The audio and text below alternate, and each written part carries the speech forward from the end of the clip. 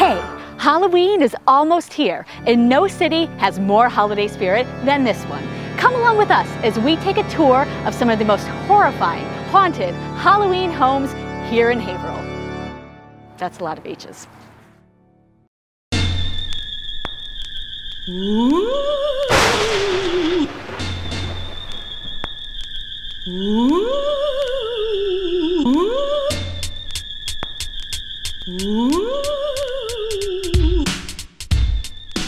We have started our grand tour of Haverhill's Houses of Halloween right here at 20 Midlake Street with Sam Powell, Halloween Master Extraordinaire.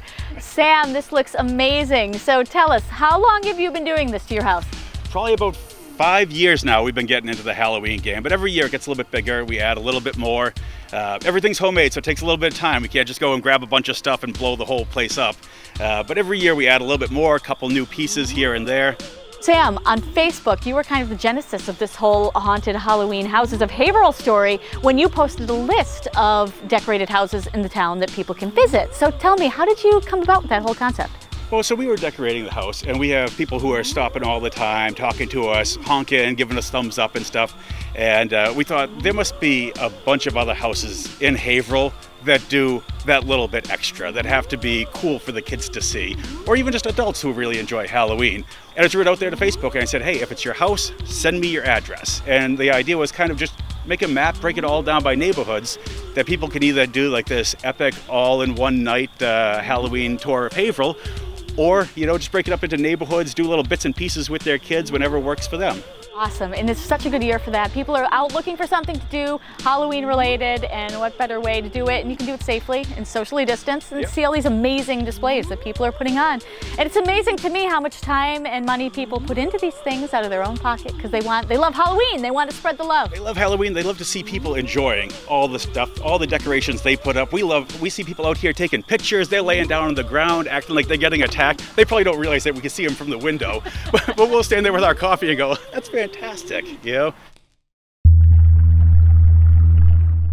You were telling me some of these pieces are handmade. Tell us about some of the things that you make yourself. So yeah, these columns, which people are loving, they're sonotubes that you'd use to pour like a concrete post, split in half, and I took old milk jugs and melted them around one master skull to make all of those skulls so I didn't have to buy them.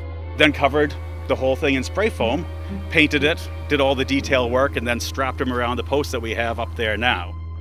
These two little spirit guys I have on either side of the gravestone are actually an old dog blanket that we had, that we built these forms out of styrofoam trays, little balls from like CVS for the heads, built a frame, and then we took the blankets, cut it into strips, dipped them in Portland cement, and draped them over the frame.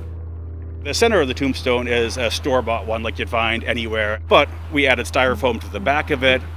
The base was a block of styrofoam that we found washed up on the beach that I carved, I burnt the designs into, mounted the two together to make it more of a centerpiece in the graveyard scene we have going on over there. All the scarecrows are all PVC and styrofoam heads that we burlapped and gorilla glued and stained, and some we stuck hair in, but that was a tedious process, so only one of them really has hair.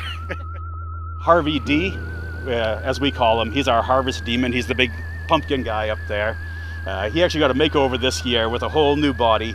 Built him out of 1-inch PVC and then covered his arms, legs, body with spray foam to kind of give it like a knobby pumpkin vine type of a look. And Bernie is our unfortunate man on the cornstalk bonfire. He's just one of those posable skeletons that you can buy, but we then wrapped him in plastic and hit him with a heat gun to kind of shrink and put skin back onto him and spray foam some guts into him, painting him and dry brushing him to give him that charred, crispy type of look that he's got now.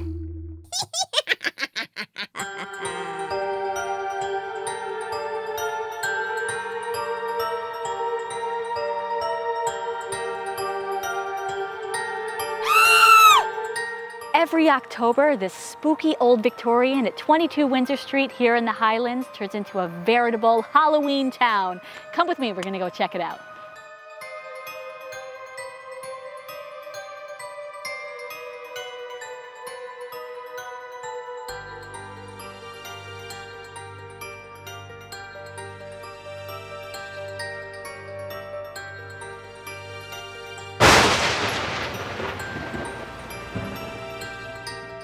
How much time does it take you to put up this whole display every year? So my sister and I take probably like 3 Saturdays, about like 16 hours maybe, I think, when you add it all up. I've lived here for 14 years, and every year I add something to it and the display gets bigger and bigger. My birthday is November 5th, and my mom always had a Halloween themed birthday for me. So she created the monster a long time ago. And I've just always loved Halloween. So I look forward to this. This is my happy place. How do you get the spider and the web on the house? I hang out the windows. A lot of people ask me that, but I really just hang out the window. The most complex part of this whole thing is probably putting together the graveyards, I think, because it's a lot of banging and like getting things into the ground and in the right spot. Doing the spider webbing is kind of a pain in the butt, but it always looks good, so it's worth it. It's a labor of love. There was kids that came by today and they were like, well, trick or treat has been canceled. Like, I feel bad for you, you still did all of this. But I would do all of this anyways because I love it and it makes me happy. I literally live for this time of year.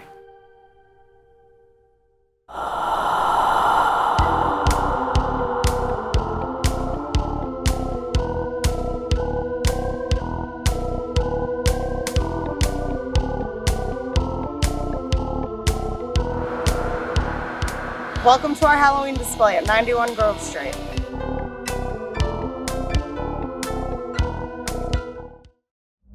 Tell us about how you got started doing this Halloween display. Just started doing it one year. I love Halloween, I love horror movies, and I was next to the kids at the school and I said, this would be perfect. The path of the display starts here. We have the TV in the front that shows the horror movies, and all through the path is all like motion censored animatronics. There's fog machines throughout the whole display. And on the weekends when you get to the end, there's a table that we do apple cider and cookies and brownies and stuff for the kids on. Every Friday, Saturday, and Sunday through the month of October, the cookies and cider. Even with the COVID going on, I mask and gloves to make the cookies. I individually put them in little snack size Ziplocs. We have cups with covers that we pour the cider into, and then I take sandwich baggies and put them over the top of the cup with elastics on top so nothing can get in them other than the person that's opening them. It's all super safe. We had to take that into consideration, obviously. So Kids must love it. They do. Especially this year. They love it. I mean, we've had people come down and say, oh, we're from Vermont, we're from Maine.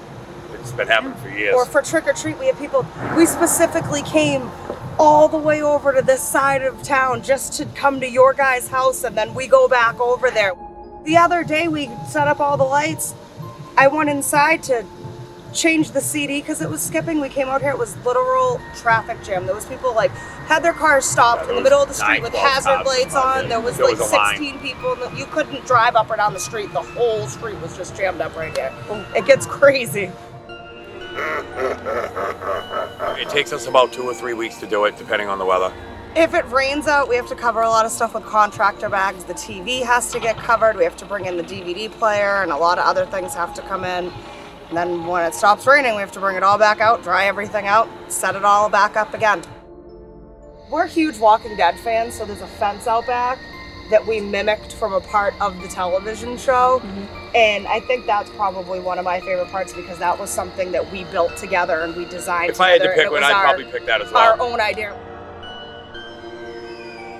This side of the yard's really scary, but we have that side of the yard in front of the house that's more kid-friendly. There's so many kids that won't go in there. They're kicking, screaming, and crying. Yeah. Their parents couldn't drag them in there if they tried. So having just an alternate display for, you know, the younger kids that are scared, I think that's probably one of my favorite parts.